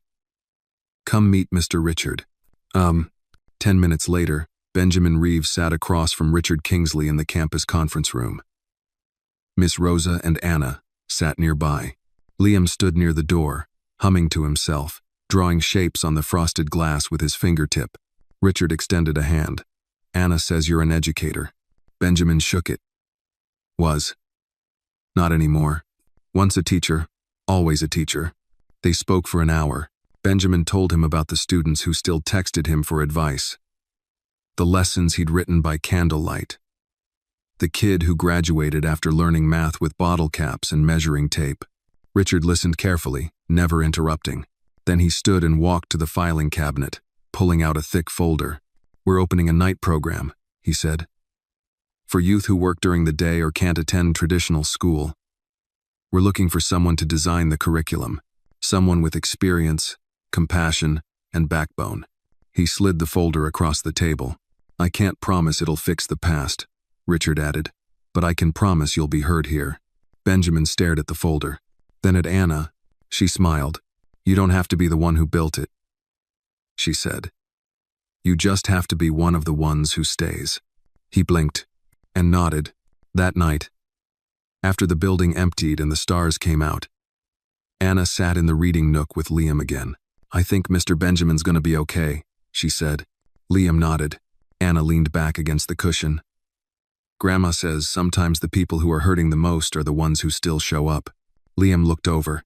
Anna added, maybe that's what bravery Island showing up even when your story got broken. Mr. Puffy fell off the windowsill. They both laughed. But outside, the street was quiet. The bench across the way was empty now. The man who once sat there had walked through the doors. And somewhere in the building, a new story was beginning. The letter arrived on a Friday morning. It was thick, heavy, embossed with a golden seal. Miss Rosa found it wedged between the gas bill and a catalog of church dresses, addressed to Miss Anna Grace and Family, Kingsley Foundation, Atlanta. She handed it to Anna, who was halfway through her cereal and trying to teach Liam how to whistle through a straw. What's this? Anna asked, already wiping her hands and tearing the envelope open. Liam leaned in. Inside was a formal invitation, velvet ink on cream paper. You are hereby invited to deliver the keynote speech at the 47th Annual Atlanta City Forum. Voices for the Future. You have been nominated by a community panel to represent youth leadership and civic change. Anna's eyes widened. They want me to talk? Miss Rosa smirked. Well now. The city finally figured out what we already knew. Hi. The Atlanta City Forum was no small affair. Held in the Grand Municipal Auditorium, it gathered policymakers, educators, media figures, and community leaders from all over the region. The theme that year was New Voices, Shared Futures. Anna would be the youngest speaker in the history of the forum. Richard pulled every string to ensure she had a team writers, media trainers, publicists. But Anna insisted on writing her speech herself. I got my own words, she said. And she did. She spent every evening that week in the corner of the library with a yellow legal pad, scrawling out ideas between reading time with Liam and planning snack menus for the campus. Rosa helped her trim the fat. Judge Monroe helped her organize it. Richard helped her practice it, standing on a makeshift stage in the rec room while Liam pretended to be a very uncooperative audience member. Too many big words, Liam shouted at one point, throwing a stuffed turtle. Anna Giklet, noted. Ugh. The day of the forum arrived crisp and sunny. Anna wore a navy blue dress with white buttons, simple, strong, and chosen by her. Rosa wore pearls. Richard wore a tie. Anna had picked out from a thrift store. The lobby buzzed with attention as they arrived. Some reporters recognized her. Some whispered. Some asked for photos. Anna didn't flinch. I'm here to speak, she told one reporter. Not to smile. Oh. Inside the auditorium, she waited behind the curtain as grown men and women in tailored suits took turns, saying all the right things with all the right polish. Then came her name. The host's voice echoed. Please welcome, community advocate and founder of the Young Listeners Circle, Miss Anna Grace. The crowd clapped politely. Then they saw her, a 6-year-old girl with tight braids, bright eyes, and steady feet walking toward the podium like it belonged to her. She stood on a small box to reach the mic, cleared her throat, and began. Hi. I'm Anna Grace. I'm 6. But that don't mean I don't know stuff. I know that when people are hurting, they don't always say it. I know that when kids stop talking, it doesn't mean they don't have something to say. It means no one's been listening. She paused. No flashbulbs, no coughing, just silence. I know 'cause my friend Liam didn't talk when I met him. But he laughed. And then he listened. And then he stayed. She glanced down at the front row, where Liam was sitting next to Richard, swinging his feet. I stayed too, and I learned something. Grown-ups talk a lot, but they don't always hear what the quiet people are saying. That's why I started the Young Listeners Circle, so kids can help adults learn how to hear again. A murmur rippled through the crowd. Some of y'all in here run schools, or hospitals, or churches, and that's good. But if you ain't got a kid sitting at your table, you're missing something. If your plans don't include the people you're trying to help, then they're just ideas, not solutions. A pause. Mr. Richard helped build our campus. But he didn't build it alone. We all helped me. Liam, Grandma Rosa, Mr. Benjamin, even the kids who just come to eat and sleep and feel safe. It's not about who paid for it. It's about who stays when the doors open. Another pause. I'm not here to be your miracle child. I'm just here to say, listen better, trust deeper, and let the quiet voices finish their sentences. The room was completely still. Then, someone stood and clapped, then another, and another. The ovation swelled like a rising tide, not polite, but grateful. Anna looked down at Liam. He smiled, not just his usual quiet grin, but a wide, proud Liam smile. She returned it. Afterward, backstage, Judge Monroe wiped her eyes. You just moved a city, she whispered. Anna shrugged. I just said what I felt. Miss Rosa wrapped her in a hug. That's exactly why it worked. Later that night, Richard stood by Anna's window at the estate. She had her speech in one hand, a cup of milk in the other. Why do they keep calling me the future? She asked suddenly. Richard looked at her. Because they're afraid to admit you're the present. Anna thought about that. Do you think we'll get tired? Maybe. But that's why we rest together. She curled into her blanket, clutching Mr. Puffy. I don't want this to ever be just a story, Mr. Richard. He sat beside her bed. Then we keep showing up. She yawned. Even when it rains? He smiled. Especially when it rains. The city lights glowed through the window. The voice of the city had spoken, and it had come from the smallest mouth in the biggest room. The winter storms came late that year. Freezing rain drizzled over the rooftops like melted glass, and the wind howled through the alleyways of Atlanta, making even the bravest commuters flinch beneath their umbrellas. But inside the Kingsley City campus, the rooms remained warm, and the air was thick with cinnamon from Miss Rosa's newest oatmeal cookie experiment. Anna sat near the fireplace in the gathering room, carefully gluing glitter onto paper snowflakes for the Winter Sharing Festival, her idea. Of course. She looked up at Liam, who was cutting shapes out of blue felt. I think this year's theme should be shine anyway, she said. Liam nodded. Anna grinned. Because even if the weather's ugly, we can still make the inside pretty. Behind them, Benjamin Reeves marked attendance on the wall chart for the evening tutoring group. Enrollment had tripled since he started. Half of the teens didn't even need tutoring. They just liked how he made them feel seen. Everything felt like it was building towards something. That's why no one expected what happened next. It started with an email. Richard read it in silence on his office desktop. Subject line: Urgent. Legal challenge to Kingsley Foundation operations. The message was short and clinical. A private coalition of property owners and public officials had filed a motion against the Kingsley Foundation, arguing that its expanding influence violated zoning codes and created unfair dependency on private capital in underserved communities. The kicker? They'd managed to convince a judge to issue a temporary injunction. Until the legal issues were resolved, all foundation operations, including the city campus, would be suspended. Richard reread the message 3 times, then called Rosa, then called Anna's school, then sat for a long, long time. The staff meeting was held the next morning. The gym was packed. Teachers, cooks, counselors, janitors, and even a few volunteers from the neighborhood. Richard stood in front of them, legal papers in one hand, heart in the other. They say we're growing too fast, that we didn't follow every dotted line, that we didn't ask the right people for permission. Benjamin stepped forward. And are they wrong? Richard hesitated. Maybe not entirely. Rosa crossed her arms. You went too far without them. I didn't think I needed them.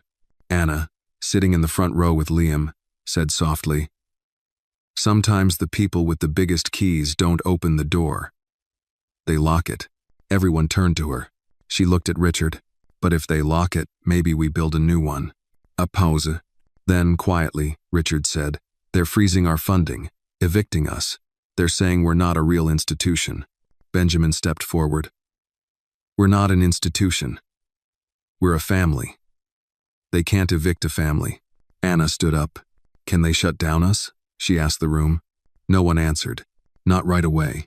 Then one of the kitchen staff, a tall man with grease on his apron, raised a hand. They can take the building. They can take the name.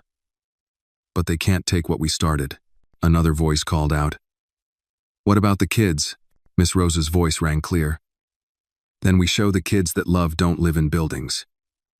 It lives in us. The next morning, the city came with papers. Uniformed officers. Lawyers. 2 city officials in beige coats who refused to make eye contact. Anna watched from the sidewalk as workers placed chains on the doors of the place where Liam learned to speak, where Jalen first smiled, where dozens of kids found warmth in a cold city. She looked at Richard, who stood frozen. Say something, she whispered. He turned to her, his voice breaking. I don't know what to say. Yes, you do. She pressed something into his hand, her name tag from the reading room. It was plastic. Hand-drawn. Decorated with stickers. Under her name it read, Chief Listener. Richard closed his eyes, then turned to the officers. We will comply, he said. But know this. You are not shutting us down. You're just giving us a new beginning. Anna raised her voice. The kids will still know where to find us. We don't need a castle. We just need each other. One of the younger officers, barely older than a teenager, looked at her with glassy eyes. Then back at his clipboard. He didn't speak, but he didn't smile either. That night, the lights went off in the city campus for the first time in a year. No soft lullabies from the speakers, no smell of popcorn from the evening movie group, just silence, broken only by the wind that danced past the chained doors like a thief in the night. But across town, something else was happening. In the basement of a church, Rosa stirred soup in a borrowed pot. In the back of a barber shop, Benjamin arranged books on a folding table. In an empty garage, Richard moved in cots and sleeping bags. Anna, meanwhile, was drawing a new floor plan on a pizza box lid. Liam colored in the windows. They weren't defeated. They were dispersed, but still standing. A week later, a reporter found them broadcasting live from the church basement, where children sat in mismatched chairs doing homework and telling knock-knock jokes. Anna looked directly into the camera. They closed the door, she said. So we built a new room. The story exploded. Hashtags spread. Number not shut down. Number we are the campus. Anonymous donors started reappearing. Parents showed up with casseroles. Old students dropped off textbooks. And one morning, Miss Rosa woke to find a package on the doorstep. A deed. Donated land.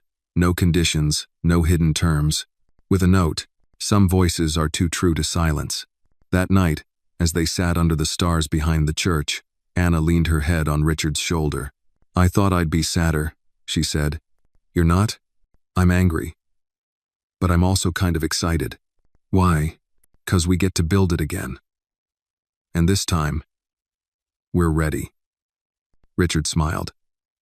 I think you're right, Anna yawned. You think they'll try to stop us again? Probably. But we'll keep going? Definitely. She looked up at the night sky. I hope the next building has stars on the ceiling again. Richard squeezed her hand. No matter what, we'll always have stars. Even when they tried to close the door, the story didn't end. It just changed rooms. The land sat on the edge of town just beyond the last bus stop, past the old freight line, where rusted fences curled around overgrown fields like sleeping snakes. Most folks didn't look twice at it. It had once been a scrapyard, and before that, a dumping ground for city debris. But to Anna, it was perfect. It's like a big, dirty promise, she said, standing with her boots sinking slightly into the mud. Miss Rosa raised an eyebrow. That sounds about right. Richard was already pacing the perimeter with a clipboard and measuring tape. Benjamin stood near the old gate, staring out at the hills beyond, arms folded. It was raw land, no plumbing, no lights, no pathway, but it was theirs.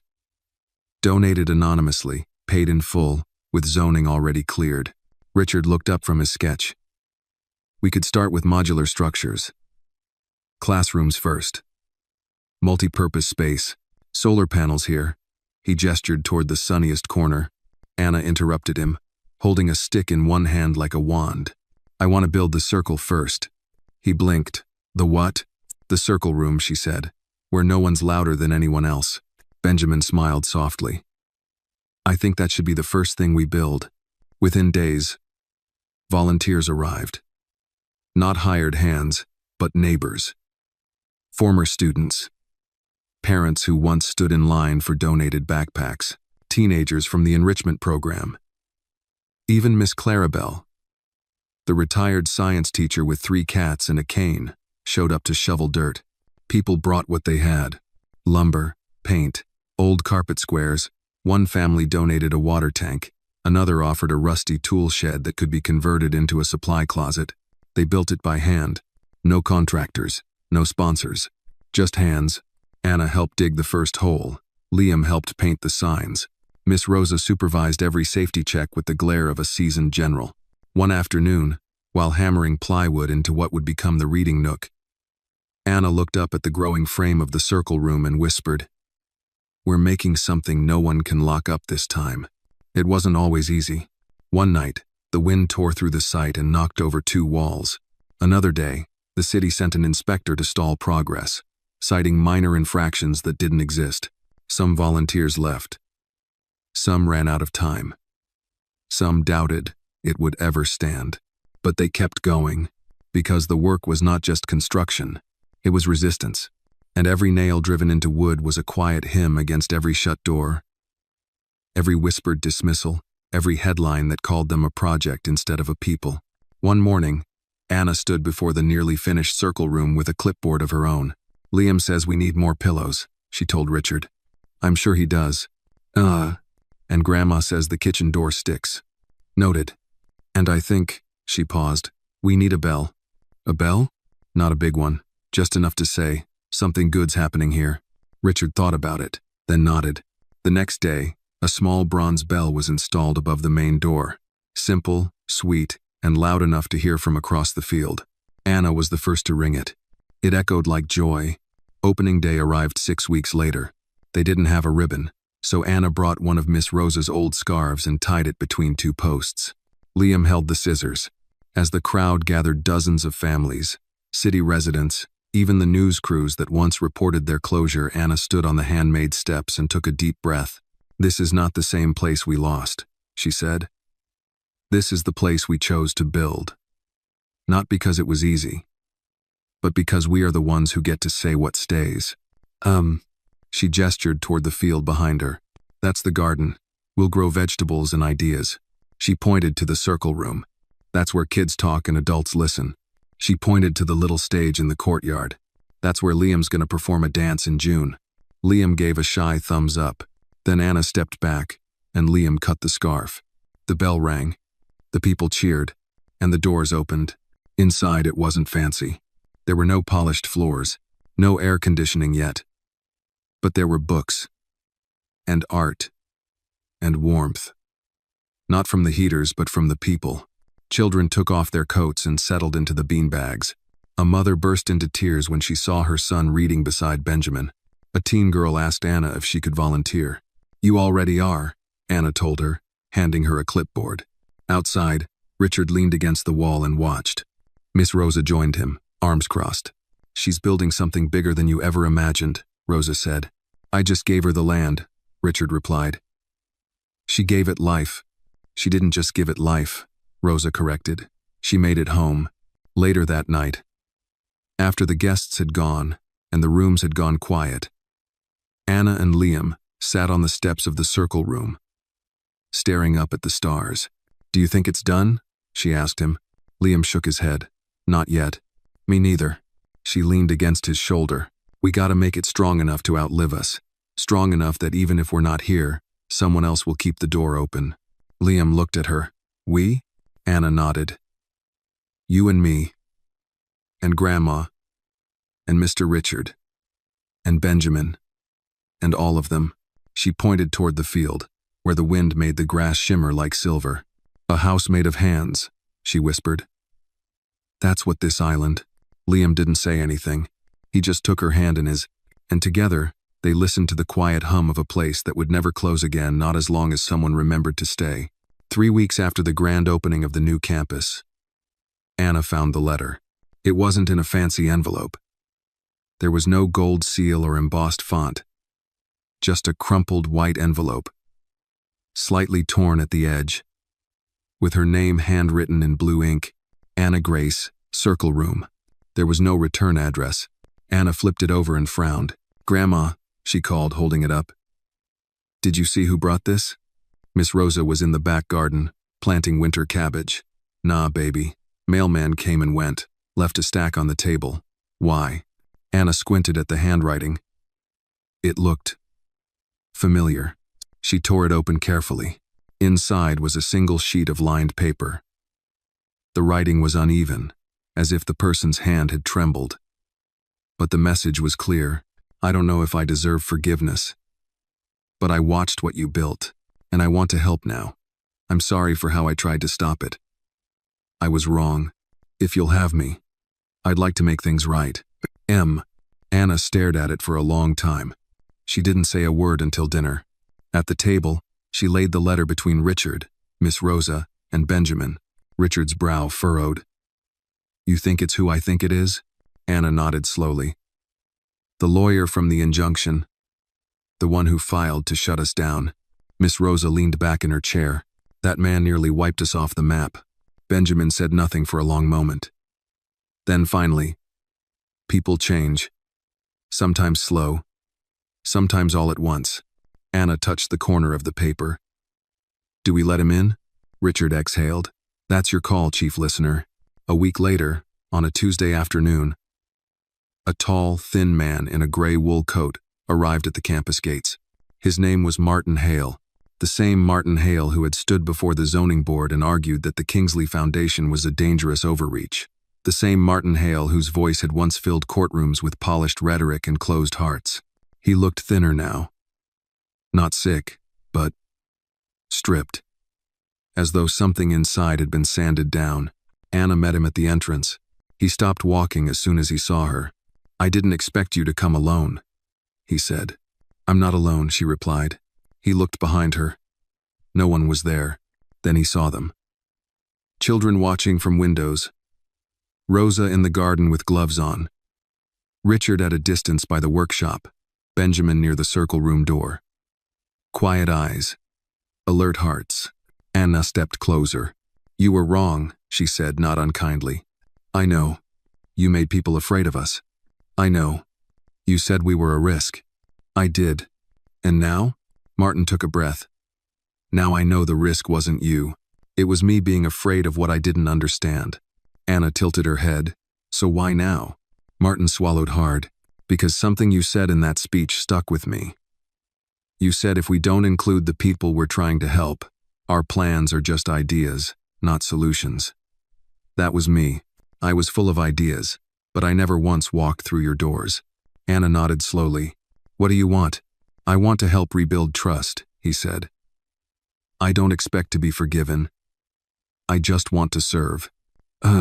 She looked into his eyes for a long time, then said, follow me. She took him on a tour, not the glossy kind, but the true one. The noisy classrooms, the messy art studio, the garden beds with crooked tomato cages, the pantry that needed restocking, the circle room, still faintly smelling of crayon and sandalwood. Here, she said, pointing to a folding table in the back corner, is where we plan all the family nights. You can help by folding flyers. Martin blinked. Flyers? Yes, for the pizza night, the reading night, the poetry night. That's where community begins, in the things people show up for. He pulled out a chair, and Saturday, Anna watched him start folding, then walked away. No fanfare, no announcement, just a man trying to make amends. one flyer at a time. Later that week, something strange happened. Parents started asking about him. That new guy. He's the one who brought you all to court, right? Anna nodded. And now he's helping sort canned food? Anna smiled. Forgiveness is work. He's earning it. Benjamin offered him space to lead a workshop. How to listen when you've been loud too long. Rosa made him help with dishes. Liam didn't say a word, but one afternoon left a flower on Martin's chair. A single daisy. Slightly crushed, Martin teared up. He didn't say why. On the first day of spring, Martin stood at the edge of the community garden, watching Anna organize seedlings with a group of younger kids. He turned to Richard, who stood beside him. You think she knows how much she's changing people? Richard shook his head. She's not changing them. She's reminding them. Of what? That they still can.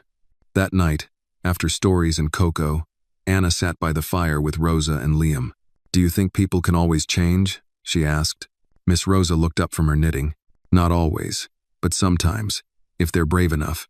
And if they're not? Rosa reached over and squeezed Anna's hand. Then we stay brave for them. Until they catch up. Anna nodded slowly. Do you think he'll stay? Martin? Yes. Rosa thought for a moment. He might, if he remembers that staying means showing up even after the applause is gone. Anna looked at the folded flyers on the side table and smiled. He's learning.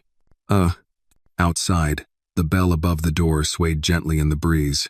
No one rang it, but somehow, it still sounded. It was nearly summer when the letter came again. Not from a stranger this time, but from someone they had once called family. Anna was reading a book on the front steps of the circle room when Miss Rosa handed her the envelope. This one's from Jalen, Rosa said, not quite meeting her eyes. Anna froze. The name hit her chest like a dropped stone.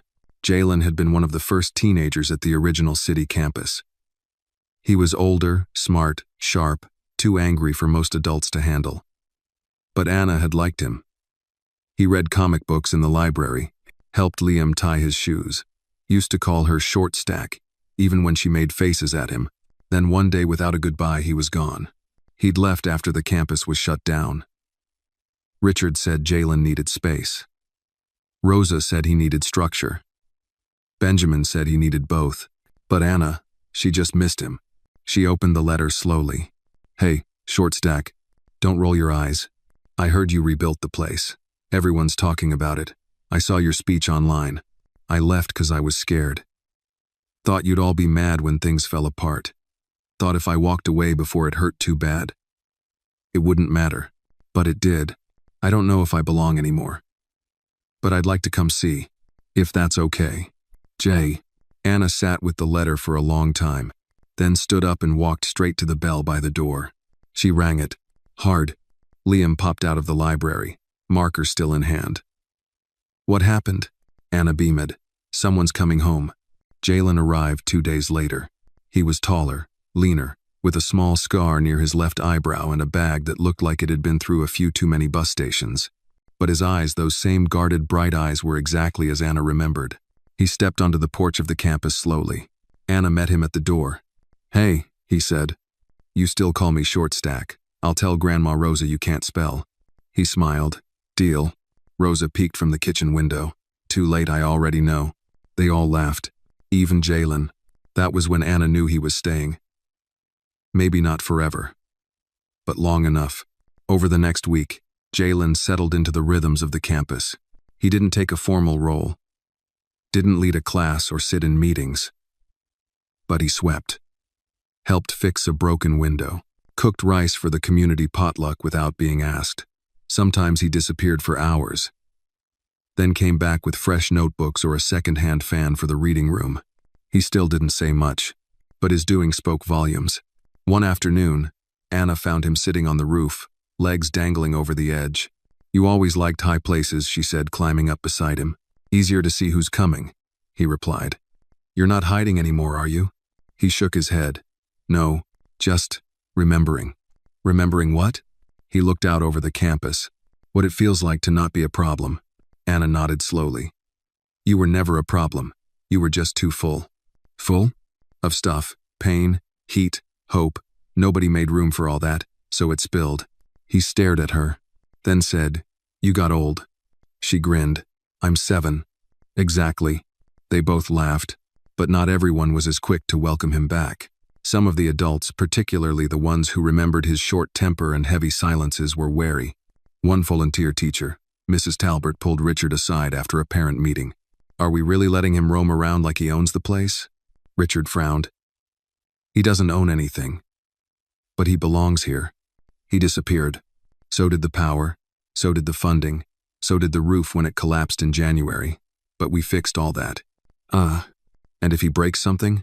Richard looked out the window, where Jalen was helping Liam untangle a kite string from the garden fence.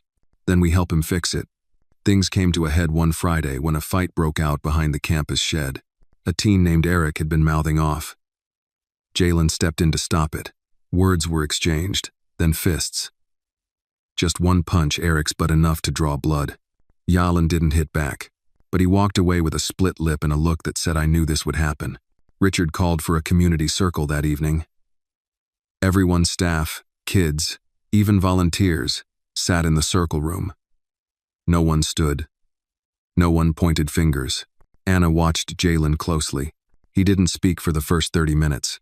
But then, finally, he looked up. "I know you all don't trust me," he said, "and that's fair. I left. I carried my anger like a weapon. I was ashamed of what happened, of how I acted, so I ran. It's easier to disappear than to disappoint." Everyone listened. He continued. "But I'm tired of being the one who always leaves. I want to be the one who helps build. Even if it takes a long time for y'all to believe me." Then he turned to Eric, who had his arm in a sling. "I'm sorry for embarrassing you. I should have walked away sooner." Eric mumbled, "I'm sorry too." Anna stood up. "I vote we keep him." Rosa raised a hand. Seconded.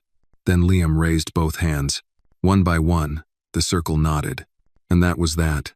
That night, as they closed up the circle room, Jalen pulled Anna aside. "You really believe I can change?" he asked. Anna thought for a second. "No," she said. Yalan blinked. "I believe you already did." He swallowed, then hugged her. It was awkward, a little too tight, but real. Later, Rosa sipped tea on the porch and watched Jalen help Richard unload garden supplies. "You know what I love about that boy?" she said. Anna shook her head. "He came back. After all that running. After all that fear. He came back. Most people never do." Anna looked up at the sky. "Coming back," she whispered. "Might be braver than never leaving." The stars above flickered quietly. Another story, once broken, had found its way home. The invitation came by courier. It was crisp, thick, embossed with the city seal in gold. Richard read it twice before setting it on the table. Anna, mid-spoonful of cereal, tilted her head. "What's wrong?" "City Hall," he said. "They're giving you the Civic Courage Award." Anna's eyes widened. "Is that a real award?" Richard smirked. "Very real. Given to people who change the direction of the city." Miss Rosa raised an eyebrow from the stove. "Last I checked, she's still 7. She's also the reason this place exists," Richard replied. "That bell out front? That circle room? That library? That garden? That boy over there learning how to ride a bike without training wheels? That's her." Anna poked her cereal. "Do I have to make another speech?" "Yes," Richard said. "No," Rosa said at the same time. They all laughed. 2 weeks later, the auditorium at City Hall filled with council members, community leaders, reporters, and families. It was a gray morning outside, but inside the room glowed with soft yellow lights and quiet anticipation. Anna sat in the front row with Liam, Jalen, Rosa, Richard, and Benjamin. She wore a blue dress with small white stars, and the same sparkly sneakers she'd worn when they cut the ribbon on the campus. The mayor stepped up to the podium. A tall man in a fitted suit, his tie slightly off-center, eyes tired, but kind. "This city," he began, "is full of builders, architects, engineers, dreamers, but sometimes, the most powerful builders don't use hammers or bricks. Sometimes, they build trust, they build bridges, they build communities." He looked down at the card in his hand, then back at the crowd. "I'd like to introduce one such builder, Someone whose courage reminded all of us that leadership doesn't come with age, but with action. He nodded. Anna Grace. The room burst into applause. Anna walked slowly to the stage. Not nervous. Not proud. Just present. She stood on the step stool the mayor's office had placed behind the mic and took a deep breath. Then began. Hi, I'm Anna. I'm 7 now, but I started this journey when I was 6. Back when I met a boy who didn't talk and a billionaire who didn't know how to listen. A lot has happened since then. She paused. People chuckled softly. I've learned that cities aren't just made of buildings. They're made of choices. Who you help. Who you ignore. Who you believe. And who you shut out. Her voice grew steadier. I don't want to be a hero. I just want to be part of a place where no one has to ring a bell alone. Where people don't get locked out because they look different, or speak different, or hurt too quietly. She looked toward the audience. I believe in something we call shared standing. It means if I'm standing, and someone else is kneeling, I don't look down. I kneel too. Or I give them my hand. That's what we built at the Circle Room. A place where nobody's louder, nobody's forgotten. Then she said something that made the whole room fall silent. I'm not the future. I'm already here. The silence was long. Then came the ovation, loud, thunderous, rising. Richard stood. Rosa stood. Even Jalen, usually too cool for such things, stood and clapped until his palms turned red. Anna stepped back from the podium and, without thinking, reached down and grabbed Liam's hand. He climbed the steps beside her. Together, they bowed. After the ceremony, the mayor asked to visit the campus. I want to see what all the fuss is about, he said. He came the next day. No press, no cameras. Just a city leader walking through a place that was never built for show. He watched a young boy recite poetry in the reading room. He watched a group of kids making art with Benjamin in the garden. He watched Rosa scold a teenager for putting gum under the bench, then hand him a broom with a wink. At the end of the tour, he stood by the bell. I thought this place would be bigger, he said. Anna looked up at him. It grows every day. The mayor nodded. We need more places like this. You need more people like this, she corrected. He chuckled. You ever think about politics? Only when Grandma says bad words at the TV. Rosa, behind them, hollered. I heard that. That evening, after the mayor left, a letter arrived by email. Richard read it aloud in the common room. It was a motion unanimous. The city had voted to establish a permanent partnership with the Circle campus, funding it as an official part of the city's community support network. No more temporary grants, Richard said. No more fighting for survival. Everyone clapped. But Anna didn't move. Does that mean we're safe now? She asked softly. Richard crouched down beside her. As safe as a story that keeps getting told. Anna looked around. At the kids in the hallway. At the kitchen light flickering in the back. At the chalkboard where someone had drawn a heart and written, "We stay." Then she whispered, "Can we ring the bell?" Rosa rang it. Hard. It echoed into the dusk. That night, Anna wrote something in her notebook. One day, someone will ask how we did this, and I'll tell them we didn't. We just kept listening. And when no one listened to us, we made our voices too kind to ignore. She closed the notebook and placed it under her pillow. Somewhere outside, a bell swayed gently in the wind. It didn't need a hand anymore. The city had finally stopped to listen. The end. The story teaches us that true change begins not with power or wealth, but with compassion, courage, and the willingness to listen. Even the smallest voices, like a young girl's act of kindness, can echo across a city and rebuild broken systems. It reminds us that community is not built by buildings, but by people who choose to stand together, forgive, and keep showing up for one another, especially when it's hardest. In a world that often shuts its doors, this story shows the power of opening hearts.